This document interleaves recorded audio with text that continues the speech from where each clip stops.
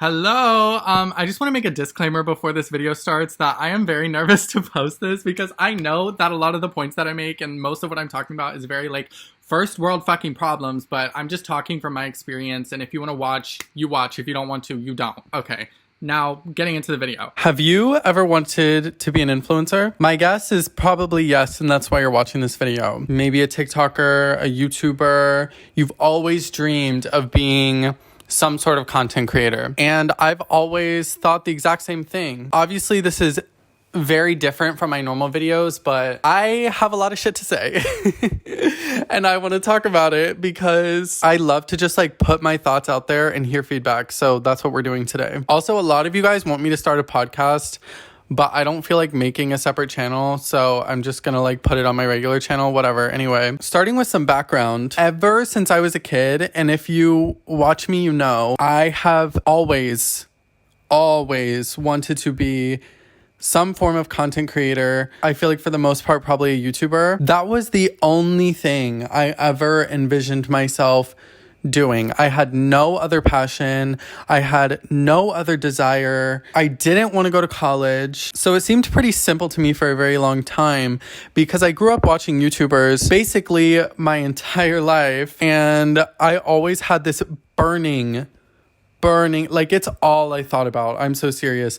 Burning desire to be one of them. That's all I wanted in life. I dreamed of escaping my hometown one day and making money on my own terms and doing something that I love at the same time. It seemed like something so meant for me. So meant for me. That's all that I wanted in life. And if I got that, I knew I would be happy. I knew I would have everything that I wanted, everything I've dreamed of. And that's end goal. To put into perspective how badly I wanted this, growing up in high school, I didn't really care about like anything I was doing in high school because I knew that this was what I wanted to do. I knew that this is all that I cared about. I didn't want to study anything or pursue anything that I could get a degree in.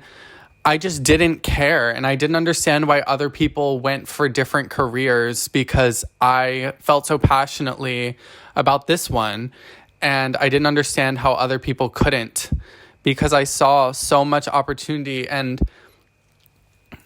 you're constantly being told if you work hard enough, then you will get that too, and you will reach this point where you can be successful on social media and everyone can make it if they work hard enough. I believe that that is true to an extent, but I think a lot of it has to do with different factors. One being luck, another being money, another being personality, another being your physical looks. It's not just hard work that gets you to being a social media creator. Also, to add, growing up, I did not grow up around many people. My mom was always working when I grew up. Basically, it was just me and my sister at the house all the time, or my sister was out with her friends or something while I was home alone, starting from the age of like 13. So I was left to my vices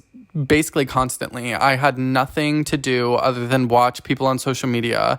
And I think that contributed a lot to me being obsessed with this idea of being a content creator, like a YouTuber. I remember just being so incredibly jealous of YouTubers and so jealous of people who did social media.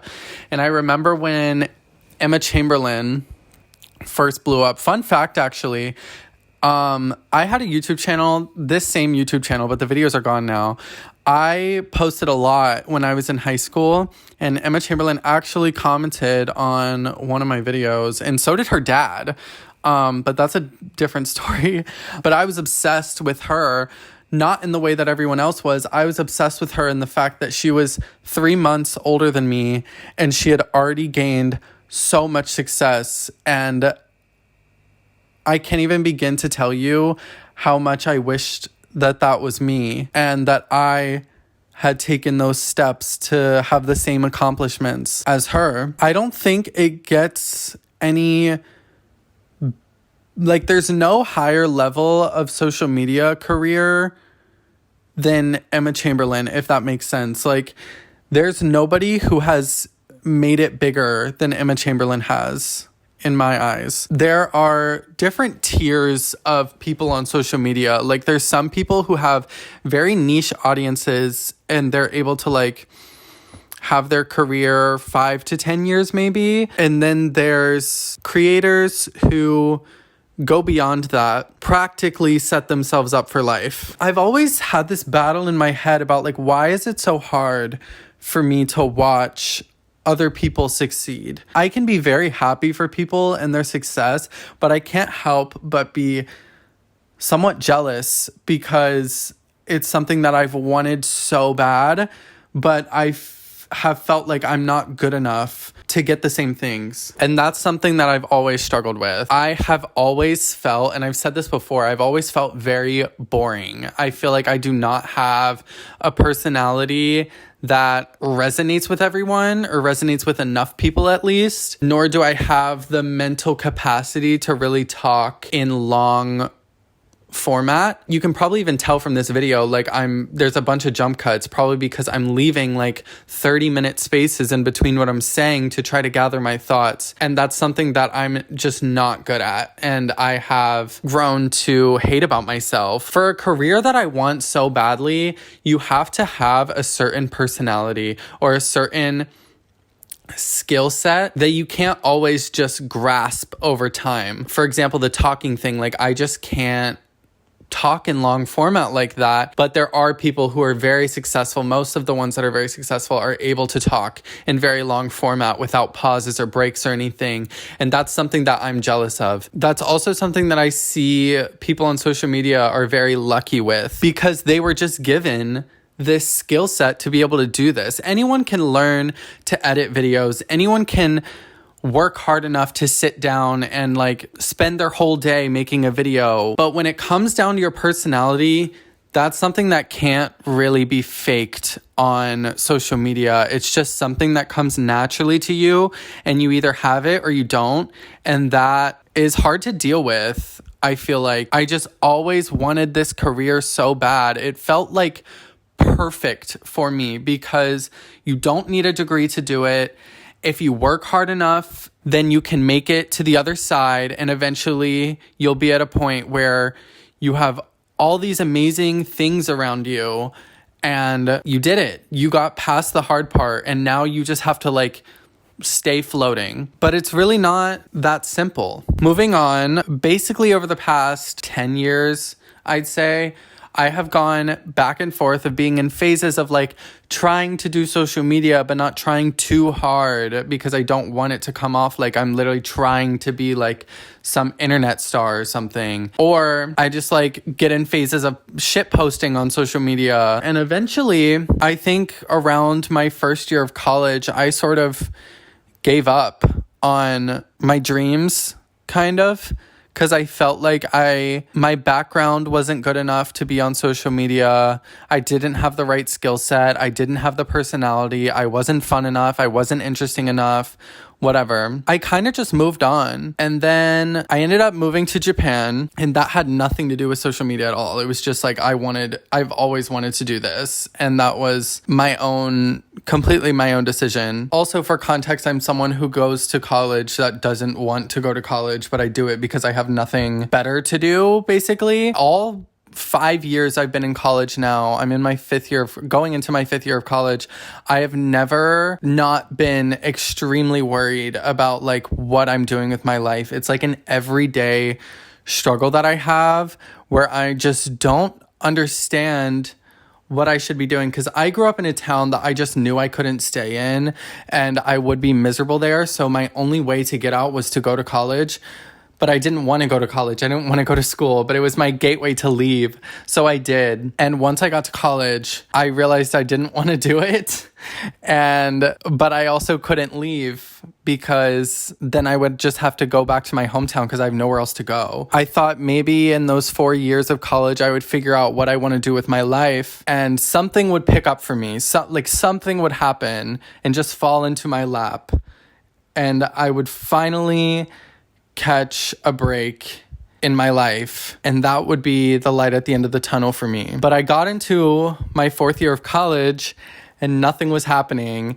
And I was getting increasingly more nervous because once I graduated, I still didn't have anything going for me. Like, I just did not really apply myself in college. I didn't want to do any corporate 9-to-5 job. I never wanted that, literally ever. And it sounds like torture to me, basically. It terrifies me, the thought of having to do that when there's people out there living my dream that I've always wanted. And I basically refused to look back and say I was lazy and didn't do enough to make it happen. That was my number one fear, was to graduate and get a 9-to-5 and just be constantly haunted by the idea that I could have followed my dreams if I really applied myself, but I just didn't. Then I did. I finally started trying. I remember in December, like literally the very end of December in 2022, so last year, I was sitting in the living room with my friend and we were watching this YouTuber on TV, and her life is just like extremely luxurious and way over the top, might I say. That feeling of jealousy came back in me, and I was like, I cannot believe that this person is younger than me and has all of this just because they tried. And it like, sometimes it comes naturally to people and takes off instantly. Sometimes it takes years. We were watching this girl in the living room, and I told my friend, I said, next year is going to be my year. As cheesy as that fucking sounds, I told her that. And I was like, I'm gonna try on social media. Like, I'm going to do good on social media. It's going to happen. That was while I was in America. And then I came back to Japan. I remember while I was sitting there, I ordered a tripod on Amazon, and I ordered this little microphone thing. And I was like, okay, these are going to like motivate me to like actually try.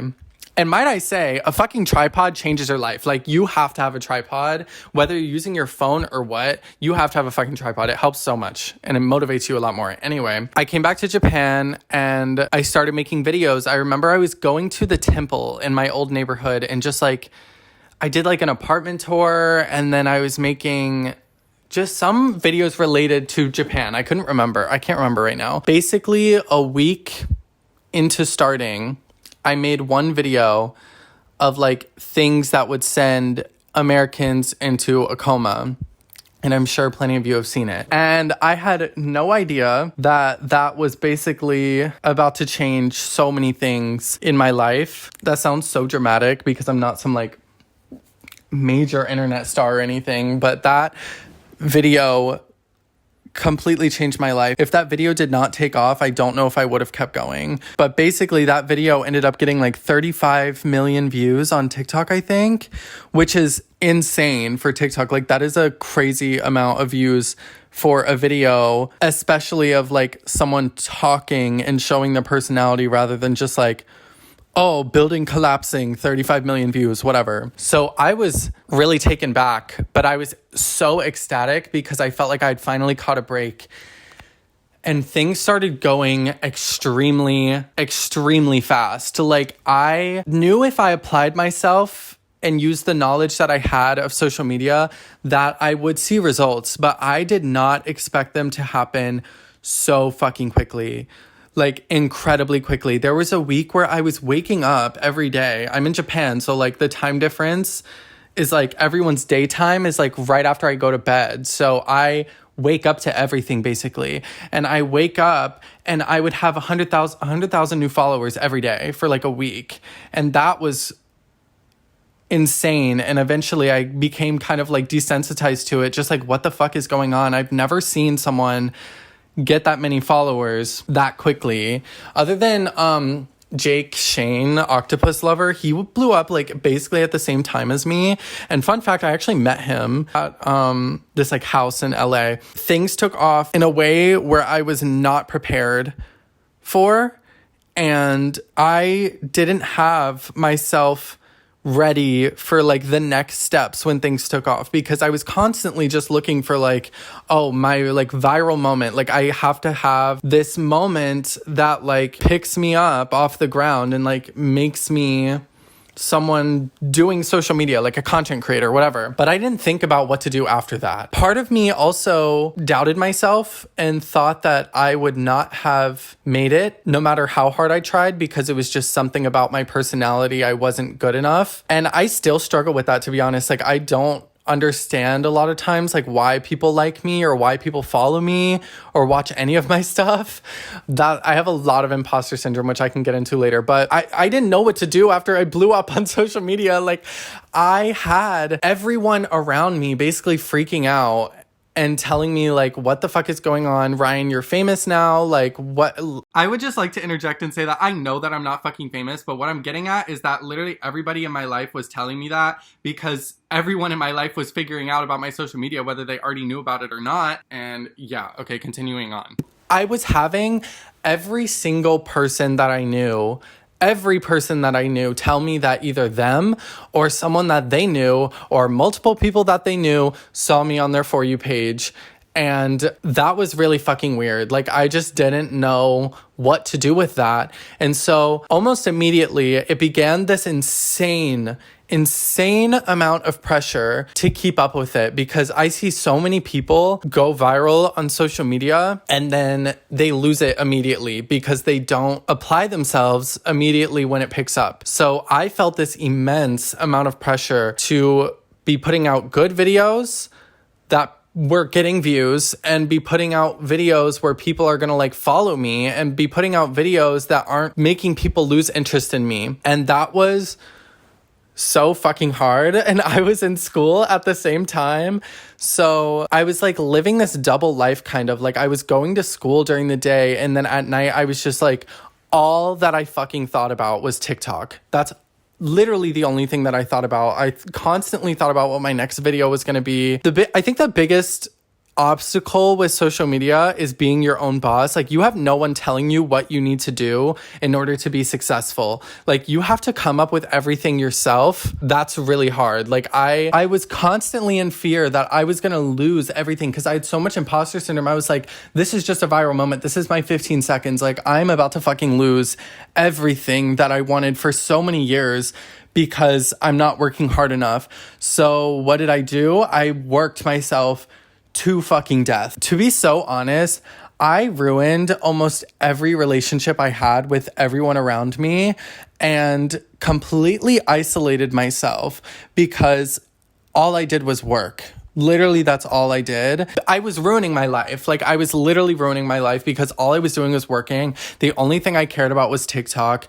And the only thing I cared about was like making my career, basically. I knew that if this was my only viral moment, I was gonna be miserable for months, then look back and say, I could have worked harder. So for 3 months or so, I just worked basically until I couldn't work anymore. And I basically hit this breaking point where I was like, not crying, but I was basically having a mental breakdown every day because I was so immensely stressed out about keeping my grades up at school. That was really difficult because I had no time to be doing homework or studying for anything because all I was focused on was social media, because I thought, oh, if I work hard enough, I won't even need this fucking degree. Like, I can just live off my social media. It was kind of half and half. I was a bit surprised about like how my momentum kept going, and it didn't surprise me at the same time because I was working so hard and I felt like I kind of like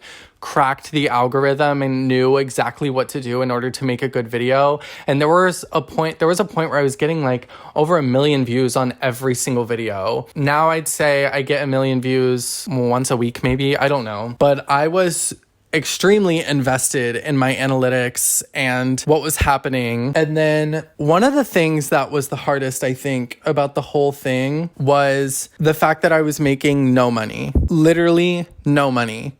Zero. I was blowing up on social media basically, and at a rapid speed that is like fucking crazy.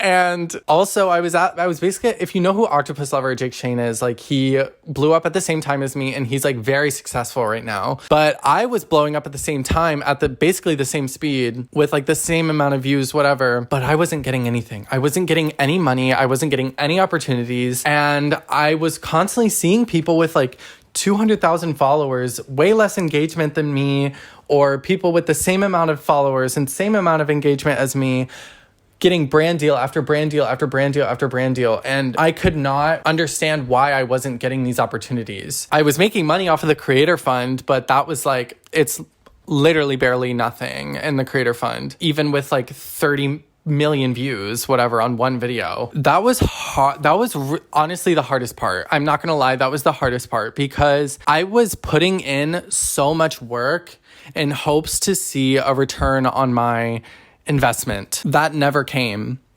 And that was really hard to deal with. But I was being told that I needed to get management in order to start getting brand deals and stuff. So I was getting a lot of emails from management companies. A lot of them were just like shit fucking companies that just bad management.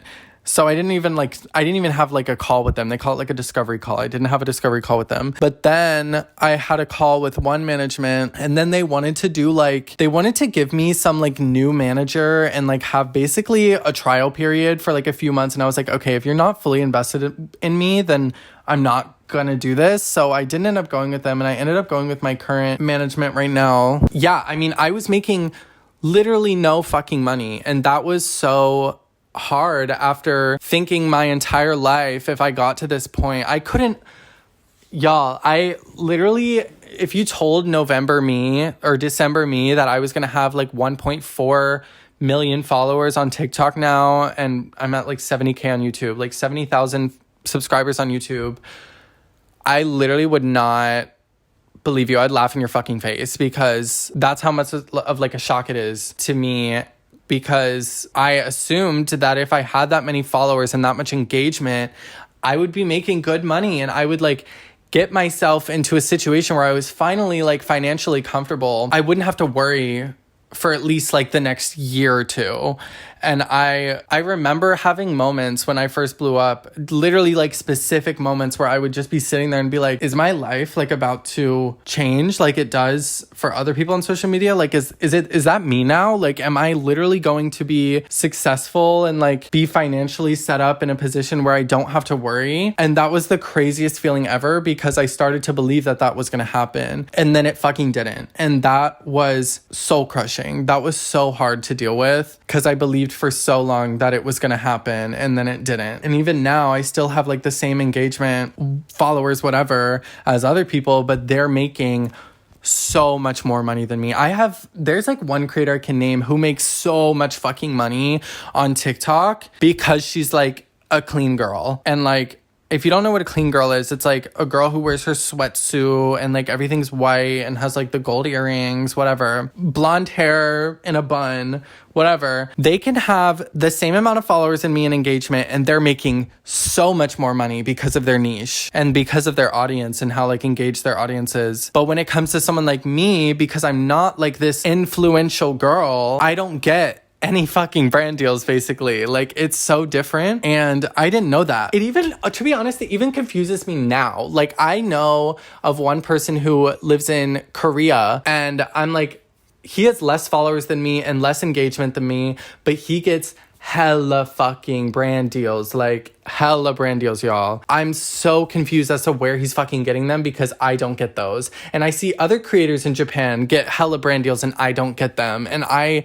still am trying to wrap my head around that in this very moment, but that's just how it is. And I've started to accept it somewhat. So basically what I'm getting out of this is that it is not linear.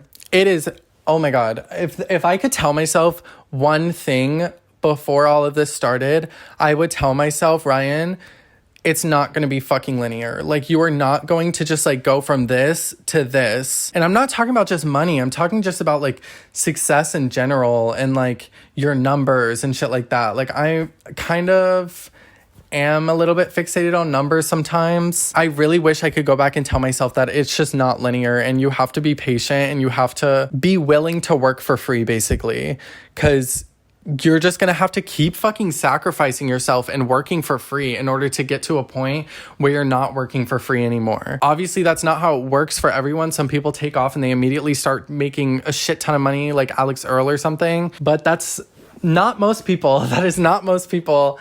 And it's scary. And even to the point where I am now, I make enough money. I make enough money to sustain myself now, but I'm not making fucking boatloads of money at all. At all. Even when you get to this point, it's scary, the thought of losing all of it and like the pressure of being your own boss and constantly having to keep putting out things and the fear of being a failure and the fear of your numbers not doing well and the fear of like uploading and waking up the next day and it didn't do as good as the last one. And that's fucking hard sometimes. And what I'm getting at is that like, you have to be very like hard-headed for this, and it's not something that happens overnight, and there's no formula. I remember I had this idea that like, I genuinely thought, I was like, I know there's one like scenario or like universe, let's call it, where I do like incredibly fucking well and like I became extremely successful and got everything that I wanted. Like all my dreams came true basically, but I just had to know exactly what to do in order to get to that path. And something that I found over like the past 6 months, there's not just one way to be successful. There's no formula to set you up in a position that makes you super successful. There are probably thousands of ways that you can do it. And you have to be kind to yourself and you have to be patient and understand that sometimes you're in control. Like, I feel like I used to be so scared that if I didn't post something directly related to Japan or like living in Tokyo or whatever, no one would fucking care. No one would care. I would get no views. Like no one would want to watch that. And then, especially when I started doing YouTube, I found that people really like watching me for me. And that was so like, that was the biggest relief I have felt in this whole thing, was the fact that I didn't have to try so hard to appeal to the masses. And I could just like have people watch me that are interested in hearing just what I have to say for me, and I don't have to put on like this character for other people to love. And that was such a relief. And I felt so much more comfortable in my own skin and felt like I could be putting things out that I really liked rather than just things that like would appeal to the masses. Don't get me wrong. Sometimes I do like still feel that way. Like I said, I have a lot of imposter syndrome. There are days where I'm like, I feel like a fucking fraud and I feel like no one actually likes me and I am just putting out content that people like, it's not me that people like. And I think to some extent that's true. Like people like the content, but I have found that there are people who like me for me, and that makes me really happy. And that's what makes me want to keep going in doing this like career. But also on the other end of things, I am still in school and it scares me, the thought of graduating and not being at a point where I can like fully rely on being like an influencer. I fucking hate that word. I don't know why. I guess like the nuance of everyone saying that they hate that word too. The thought of graduating and not being able to rely on being an influencer is really scary because a multitude of reasons. Like I don't want to graduate, get a 9-to-5, and then look back and say, I didn't work hard enough to achieve my dreams. This industry is a huge spectrum of people. There are people who it takes years to get to a point where they're comfortable on social media. There are people who immediately take off and are immediately like celebrities. And then there's people in the middle who, like I say for me, like I kind of immediately took off when I started actually taking social media seriously, but I'm no like celebrity. I'm not making tens of thousands of dollars every day or month. Another thing is just entering this space of being like an influencer and meeting so many people. Oh my God, I can't believe I forgot to mention this. One of the things that I have learned that has been really hard to like cope with, I guess, being an influencer and like meeting other influencers and hearing about other influencers, most of them do not care about what they're doing. And that was a hard fucking pill for me to swallow, because I constantly felt like the people who were influencers and the people who did make it big were people who like were really genuine in what they said, like on camera, about like wanting to be genuine, and they cared about putting out content and they loved doing it, and the money came afterwards. And that is not true. That's not fucking true. It's true for a handful of people, but I'd say for most influencers, they don't give a fuck about their work.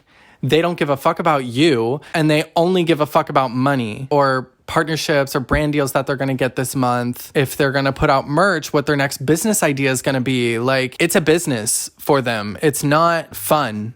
They don't like doing it. They literally just want money, and it's their source of income. That was a really hard pill to swallow. I did not realize that until I got to this point. It's just sad. It's really sad that there are so many people out there who work so fucking hard to do social media, and they like, it's their dream and they put so much work into it. I'm talking about my fucking self. Like, I put so much work into this shit and it's my fucking dream.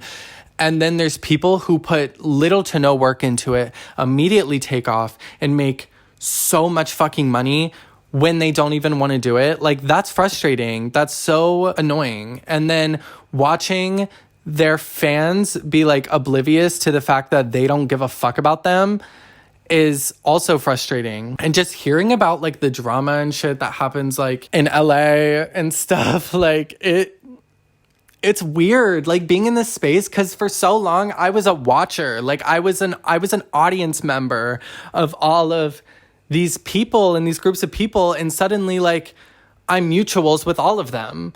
Fucking, I found out yesterday Dixie D'Amelio follows me on TikTok. Like, what? It's weird. It's so fucking weird, like being surrounded by that. Another thing that's really hard is the fact that a lot of my content relied on Japan, but being an influencer in another country, yeah, it's so much harder than being an influencer in America. Like, the bitches in America get so much more opportunities than people. Even though I'm American, I live outside of America. I live in Japan. So it's really hard for brands to like, if I'm in a roster of a marketing agency's emails that they want to send out for like a brand offer, a brand deal offer, and then they see that I live in Japan, but they have someone with the same amount of engagement and followers as me that live in America, they're going to kick me off the fucking list, because any product, they don't want to ship it to Japan, or they don't want to assume that I have like they don't want to assume my citizenship either. Like I don't know. It's really complicated. And basically just because I live in Japan, I get a lot less opportunities, and that's also hard. But yeah, this has been a fucking journey. Like, let me be so real. This has been a journey and a half, and I'm finally at a point where I am a lot more. I have days, like I have bad days where I'm like, am I doing the right thing? Like, am I doing what's going to make me happy in the end? But for the most part, I'm so much more comfortable than I was before. I was living in constant hell for like 3 months because I was constantly tormented with the fact that I was going to fucking fail the next day. And that was my biggest fear. And I let it literally take over my life until I finally got fed up and kind of just like, not only did I get fed up, but I got into a rhythm of things in not a schedule, but like a loose schedule of how I should operate. And that made things a lot more comfortable for me and made me able to like navigate this space better. Damn, I've been sitting here for 50 minutes talking about this. I have one note, and that's never, ever compare yourself to other people. Never compare yourself to other people. All it will do is torment you and torture you. And if this is your dream, like it was mine, be patient, but know that you're gonna have to work really fucking hard. There are days that you're gonna wanna fucking drop everything and quit again, but that's where most people give up. And if you don't give up, then you you'll see results. Yeah, I know this is like a really weird video for me, but I've been wanting to talk about this for a while and you guys wanted me to start a podcast. So here we are talking about this. Thank you. If you made it to the end, holy fuck. I couldn't do that. Thank you guys for like sticking with me and watching me. And it makes me so happy that like I have this community that like doesn't rely on my environment to watch me. So yeah, love you. Bye.